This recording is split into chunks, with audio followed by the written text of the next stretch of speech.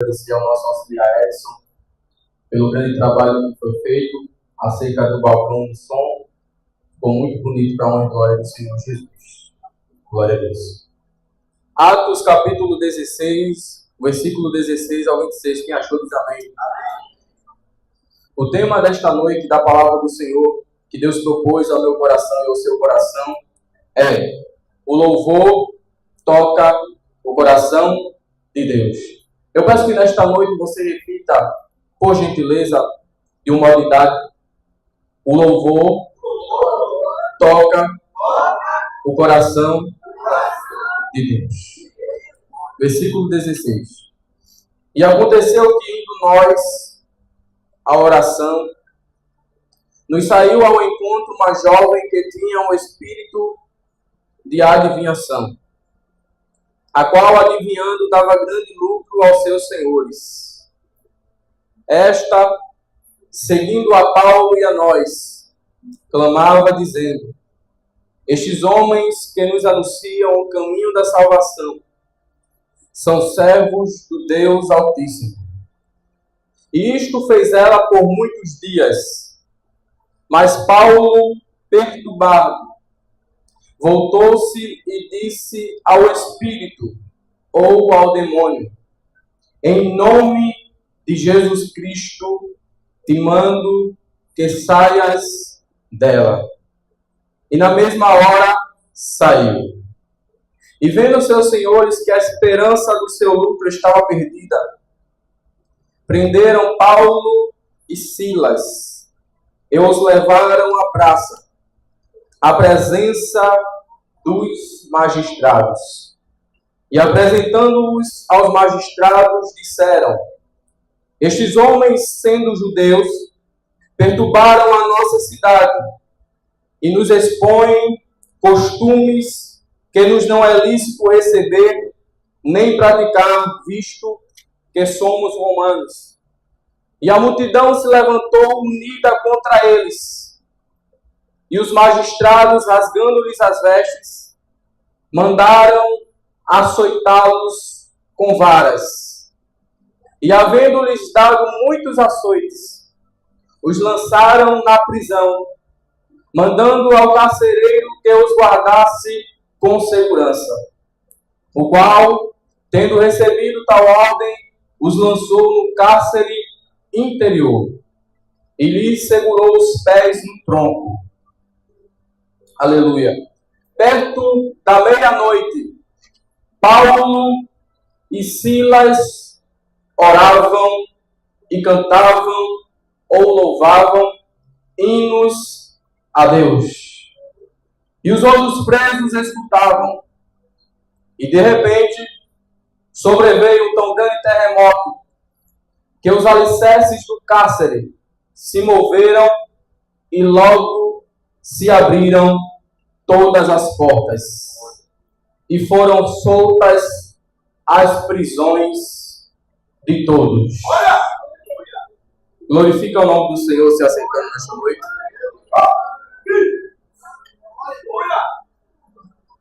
Eu preciso, meus amados irmãos, nesta noite, levar em consideração a história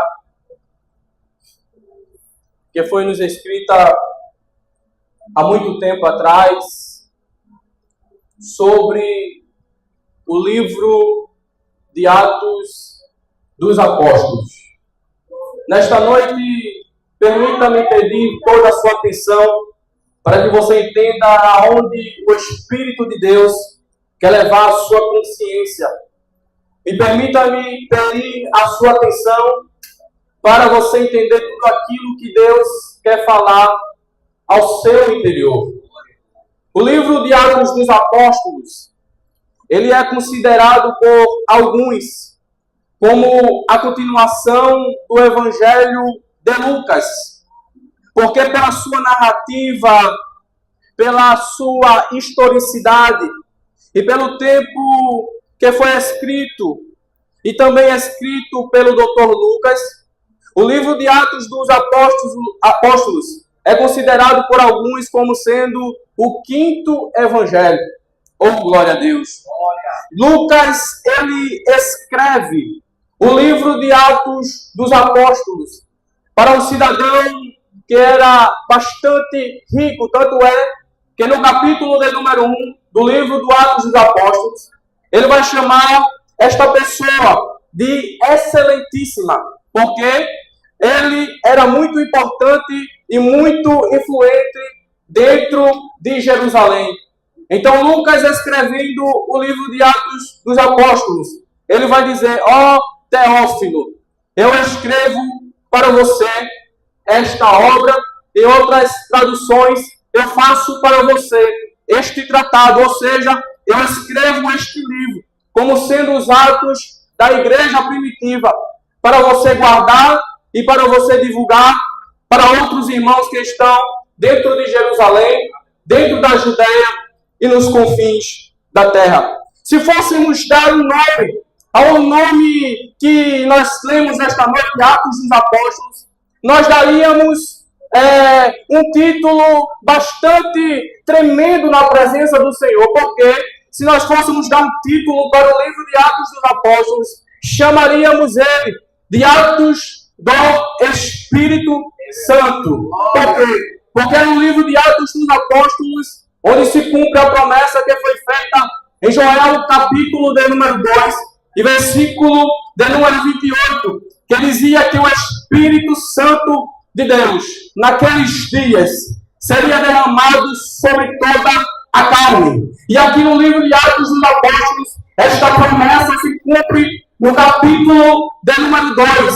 Perceba uma coisa, este livro talvez deveria ser chamado pelo nome de Atos do Espírito Santo, por toda a obra que o Espírito do Senhor começa a fazer dentro da igreja em Jerusalém.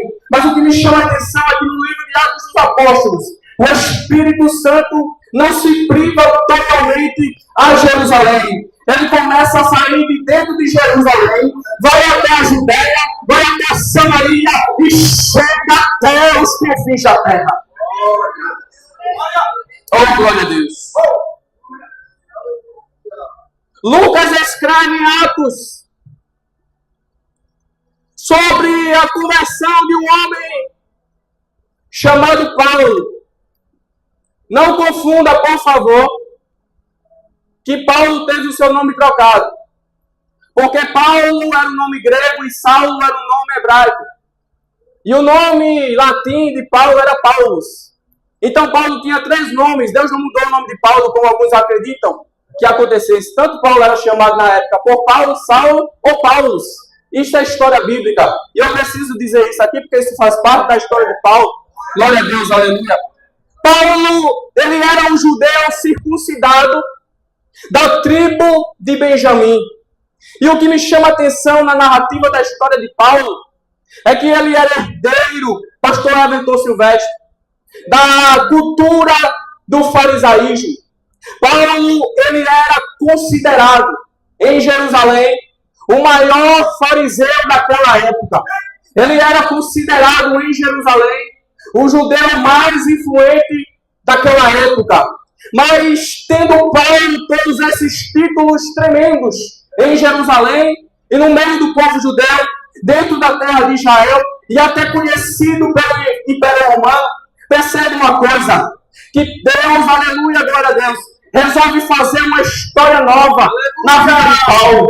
Perceba que quando Paulo, no capítulo de número 9, ele está indo a Damasco, teve cartas para a perseguição da igreja do Senhor. Jesus Cristo aparece de uma forma espiritual a Paulo, que queria matar, que queria destruir, que queria acabar pelo fim na igreja do Senhor.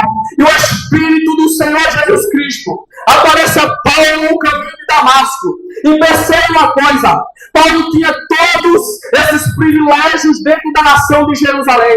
Mas quando ele chega no caminho de Damasco, ele cai no cavalo e fica prostrado no pó. Porque não adianta você ter dinheiro, não adianta você ter privilégio na sociedade. Você tem que se prostrar em Senhor dos Senhores e ao Rei dos Reis. Deus resolve mudar a história de Paulo. trajetória. Deus muda a sua história. Deus muda o seu rumo. Deus estabelece na vida de Paulo uma chamada extraordinária. Paulo agora sabendo que Jesus Cristo é real. Paulo sabendo agora que a história da cruz é real. E servindo ao Senhor Jesus Cristo, tendo sido batizado nas águas, tendo sido cheio agora do Espírito Santo de Deus. A Bíblia vai dizer que Paulo agora, presbítero Valmir, ele começa a sua obra missionária. Paulo se transforma em evangelista João, num grande missionário. E ele começa a ganhar almas para o reino do Senhor. O que me chama a atenção na obra que Paulo estava fazendo é que ele estava indo, aleluia, de contramão aos apóstolos Pedro, Tiago e João, que estavam dentro de Jerusalém, porque Pedro, Paulo, Tiago, João e os outros apóstolos estavam privados ao pegar a palavra do Senhor, só para quem era judeu, ou ascendente de judeu. Mas o que me chama a atenção é que a obra de Paulo é auxiliar Filipe, é que ele começa a querer, ele começa a desejar dentro do seu coração, a pregar para o povo pagão daquela época, para o povo que era chamado povo gentílico, aleluia, daquela época. Paulo, aleluia, ao invés de pregar só para os judeus, ele fala, aleluia, aqui não presta, aqui a sociedade não dava nada.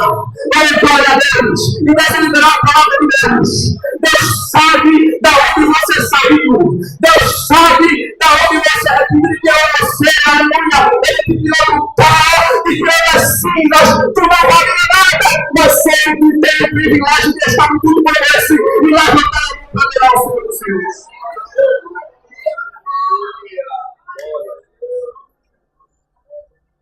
Paulo, ele vai dizer em uma de suas cartas que ele é o apóstolo dos gentios, que ele é o apóstolo da parte excluída do povo judeu. E Paulo inicia as suas viagens missionárias. E diz a Bíblia que na primeira viagem missionária de Paulo, ele discute com Barnabé por conta de um discípulo chamado João Marcos.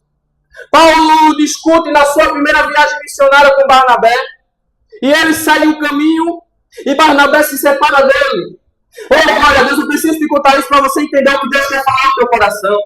E diz a Bíblia que quando Paulo se separa de Barnabé, na primeira viagem missionária, um jovem chamado Timóteo, aleluia, e um homem chamado Silvano, que também significa Silas, ele se ajunta ao grupo de Paulo e diz agora, olha Paulo, nós estamos com você, para onde você ir, para onde você for fazer a obra do Senhor, nós iremos com você.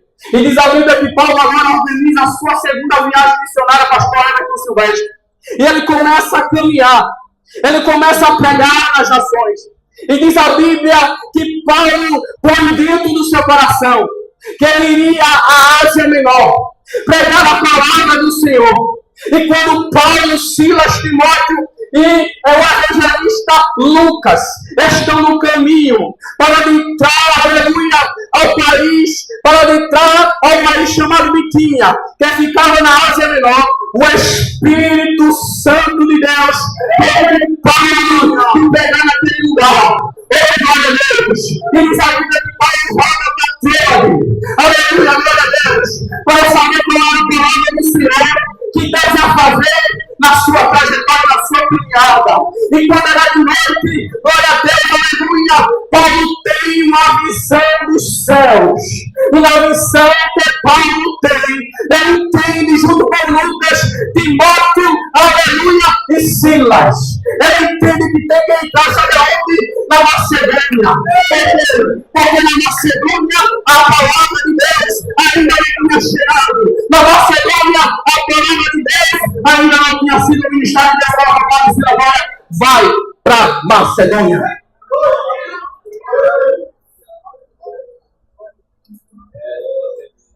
O evangelho não tinha chegado na Europa. Paulo não sabia. Mas ele estava sendo o primeiro missionário do pastor Everton Silvestre a pisar dentro da Europa para proclamar o nome de Jesus. Aí Paulo entra dentro da Macedônia, exclusivamente dentro da cidade de Filipos, e é aqui que eu entro na palavra de Deus. E diz a Bíblia que quando ele entra dentro da cidade de Filipos, glória a Deus, aleluia, ele prega a palavra do Senhor para uma mulher chamada Lídia. Esta mulher se converte. Esta mulher é batizada nas águas. Aleluia. E diz a Bíblia que esta mulher olha para Paulo e Silas e o seu grupo e fala assim: olha, vocês querem passar a habitar dentro da minha casa? Porque Lídia era rica. Porque diz a Bíblia no livro de Atos, capítulo de número 16, que ela era vendedora de púrpura. E na época quem vendia púrpura era uma pessoa muito rica e de alta classe social. Paulo começa a habitar dentro da casa dessa discípula chamada Lídia. E diz a Bíblia que Paulo e Silas, eles criam agora um hábito dentro da Macedônia de orar à beira do rio, fora da cidade.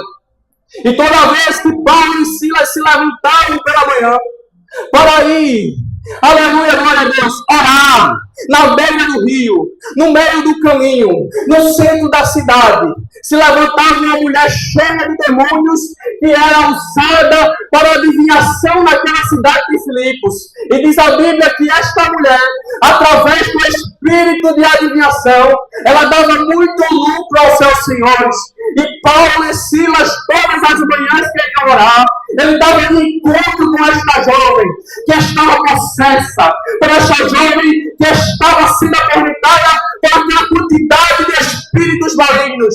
E Paulo, diz a Bíblia, diferente aqui nesta noite, que perturbou-se com aquilo que estava acontecendo, e perturbou-se com aquilo que estava acontecendo com aquela moça, e ele chega diante daquela moça e diz assim: olha, aleluia, saia do corpo dela, em nome do Senhor Jesus. E diz a Bíblia que o espírito maligno que estava na jovem imediatamente saiu do corpo dela, porque Paulo proclamou o nome do Senhor Jesus Cristo. Oh, glória a Deus! Deixa eu virar a palavra de Deus nesta noite. O nome de Jesus é que tem poder sobre o céu, sobre a terra e sobre o inferno. É o nome do Senhor Jesus. É que você está aqui nesta noite, neste culto de louvor, levantando o cabelo e vai estar aqui. Glória a Deus.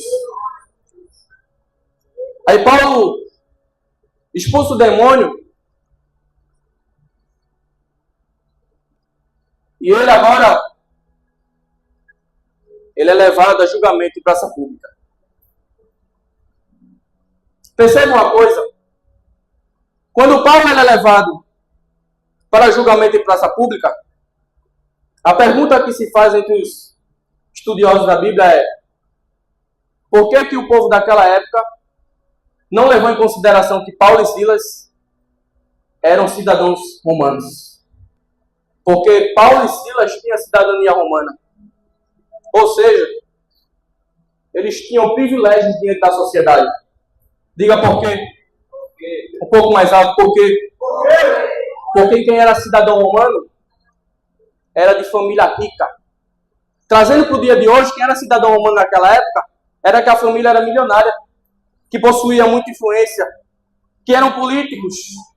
Mas Paulo e Silas, ele é levado mesmo assim, aleluia, para a praça pública.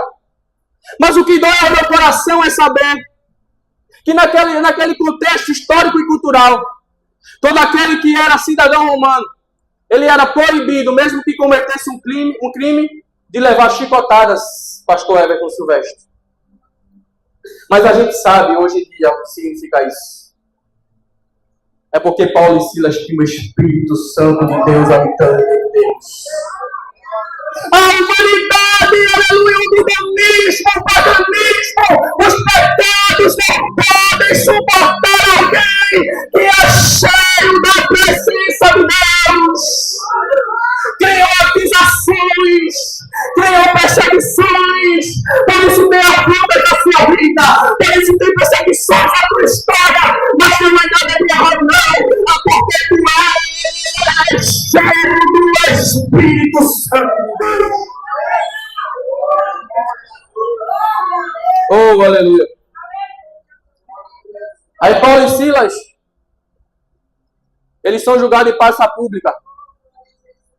Eles levam várias chicotadas. E ainda por cima, o diabo quis humilhar muito mais ainda, pastor Everton. Porque diz o texto que eles foram despidos. Literalmente. Aí Paulo e Silas são levados para a prisão de Filipos. E aqui que dói ao meu coração.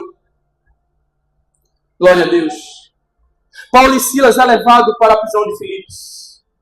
E diz a história que a prisão de Filipos era imunda. A prisão de Filipos era imunda, suja, cheia de lixos. Meu Deus. E Paulo e Silas, homens de Deus, são levados para aquele lugar. Diz o historiador que naquela prisão, homens e mulheres não eram presos juntos. Não tinha distinção de homem e mulher. E Paulo e Silas, nus, são levados para aquela prisão. A prisão de Filipos era conhecida por ter muita contaminação de doenças. A prisão de Filipos, os carcereiros que trabalhavam ali, eram os piores homens da Macedônia. Porque eles eram aquela pessoa, pastor Everton, que qualquer coisa batia, qualquer coisa cuspia na cara.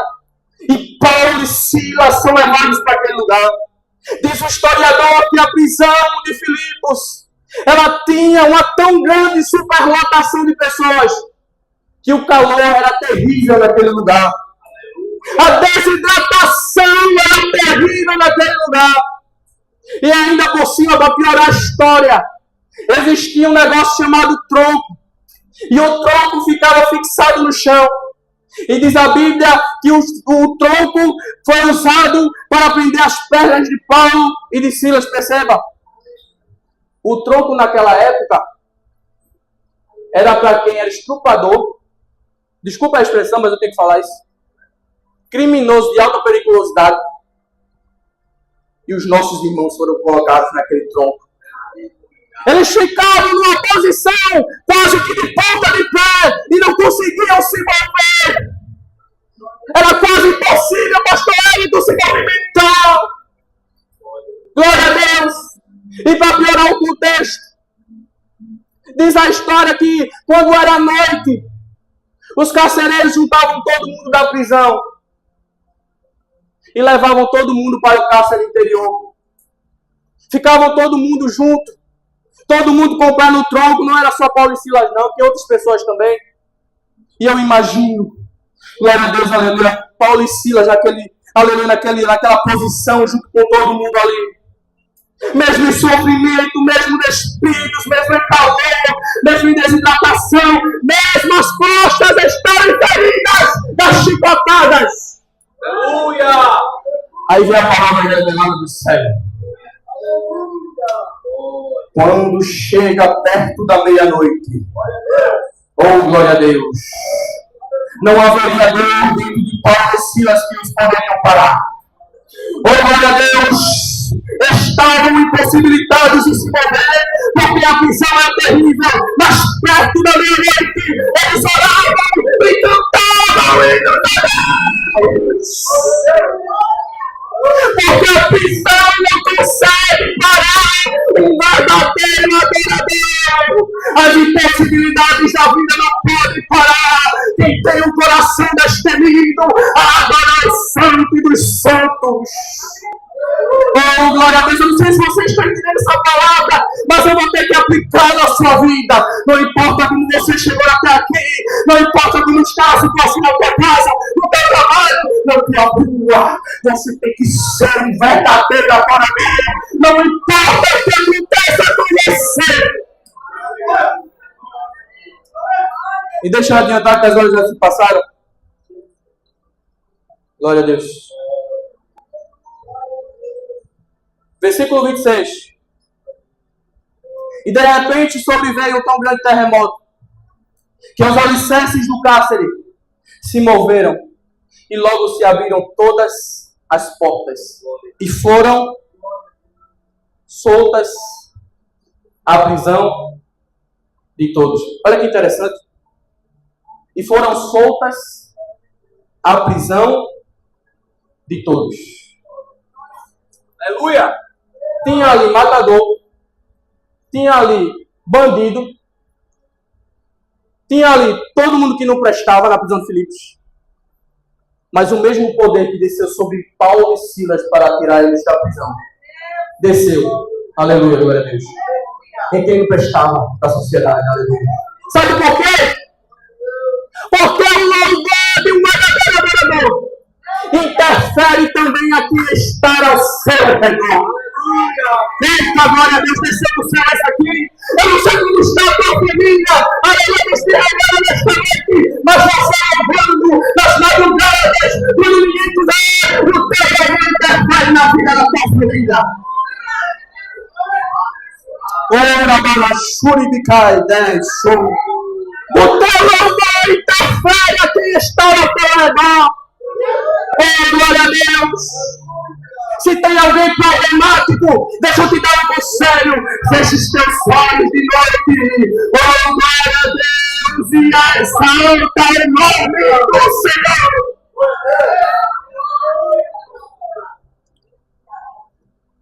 E deixa eu te fazer uma pergunta. Tu é adorador no claro ou na noite? Oh, glória a Deus. Porque de dia é uma forma, uma metáfora de falar. É fácil louvar. Quando está indo tudo bem, é fácil a gente pegar o microfone na igreja e adorar a Deus. Mas eu quero ver no escuro, igual Paulo e Silas, que não estava vendo ninguém, estava tudo escuro, calor, o sol descendo. Mas Paulo e Silas, eu não sei que eles cantaram, mas eu imagino eles de olho fechado, cantando e glorificando aquele que poderia resolver a sua situação. Eu quero ver se você é adorador. Aleluia! Quando faltar as compras na sua casa e você olhar para a sua conta bancária e não tiver real, eu quero ver se você é adorador nesse momento. Eu quero ver se você é adorador. Se chegar o tempo da enfermidade na sua história e apertar os teus ossos, o teu coração, o teu pulmão, eu quero ver se você é adorador neste momento. Oh, glória a Deus. Essa é a palavra do Senhor. Escuta. Eu quero concluir neste último ponto. Filipos hoje é a Turquia. E se você estuda a geografia, você vai perceber que a Turquia tem muitos terremotos. E eu acho muito interessante isso, porque este terremoto do capítulo 16 não é qualquer terremoto. Me diga por quê. Primeiro, Paulo e Silas louvaram em voz alta. Por que Paulo e Silas louvou em voz alta? Para que todos que estivessem ali próximo à cadeia soubessem o que Deus iria fazer no meio deles. Segundo, alguns geógrafos, que são os estudiosos da geografia, eles dizem que na Turquia é muito fácil ter terremoto. E de fato é. Tanto que existem relatos da época de Paulo e Silas, que teve vários terremotos em Filipos. Só que Deus é perfeito no que faz. Diácono Luiz, Deus é perfeito no que faz. Sabe por quê? Porque as bases tremeram da cadeia. Era normal isso acontecer. As pilastras tremeram. Era normal isso acontecer. Mas o que não era normal, auxiliar Filipe, era um terremoto de grande proporção. Não derrubar o telhado, glória a Deus, aleluia. Porque o telhado da prisão era feito de pedras gigantescas. E se desse um terremoto, matava todo mundo. Mas para Deus mostrar que é o Deus impossível, a cadeira tremeu, mas o telhado ficou intacto para a honra e glória do Senhor Jesus. Levanta a mão para agora nesta noite, o Espírito de Deus está aqui nesta noite dizendo: você vai louvar, você vai adorar, e eu vou fazer acontecer o impossível na tua vida. Eu tenho em nome de Jesus nesta palavra. Levanta a mão para agora, o Espírito de Deus me pega aqui falar que quando você agora, não importa a semana, não importa a semana, o que importa é o milagre que Deus vai fazer na tua história.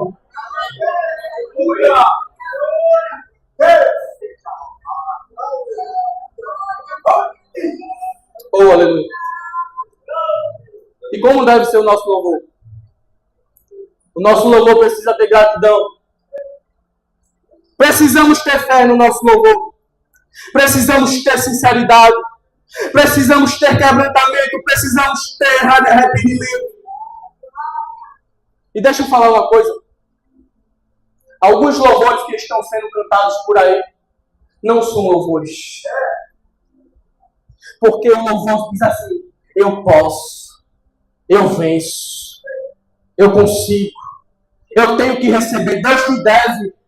Quem deve alguma coisa a Deus é você.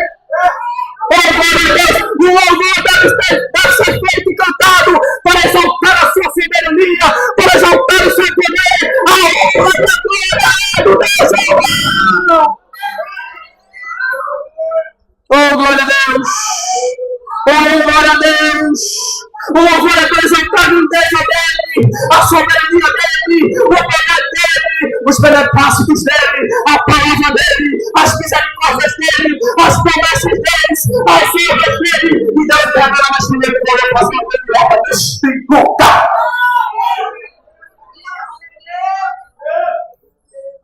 Tudo é dele. Você não tem nada, você não pode nada, você não consegue nada. É tudo dependência dele. Você é totalmente dependente dele. Você não pode nada, mas através dele você pode tudo. Tu não pode nada, mas através dele você consegue ultrapassar as cadeias e as prisões. Só clicando esta palavra, Deus, levanta a mão e agradeça, Senhor, que é o povo poderoso, ao Deus de Israel, ao Deus do Brasil.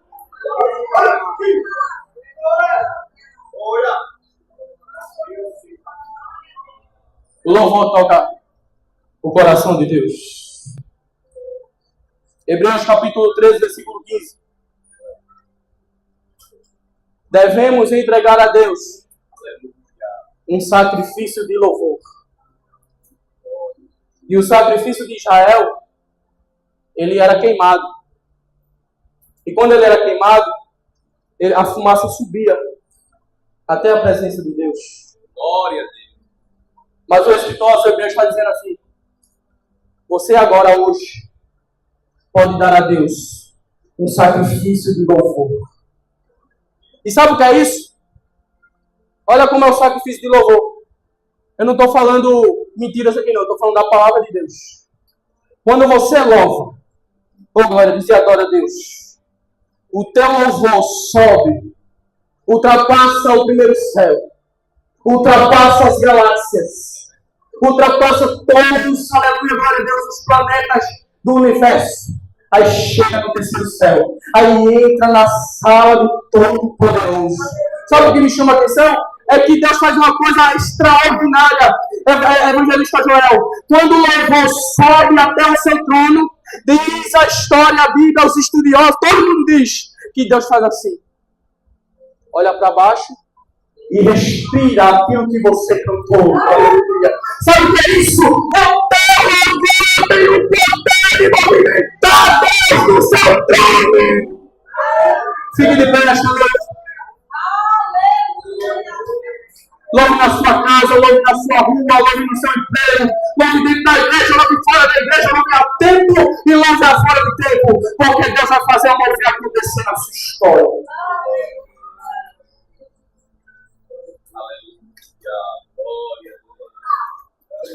Eu salvo o Senhor. Nesta noite nós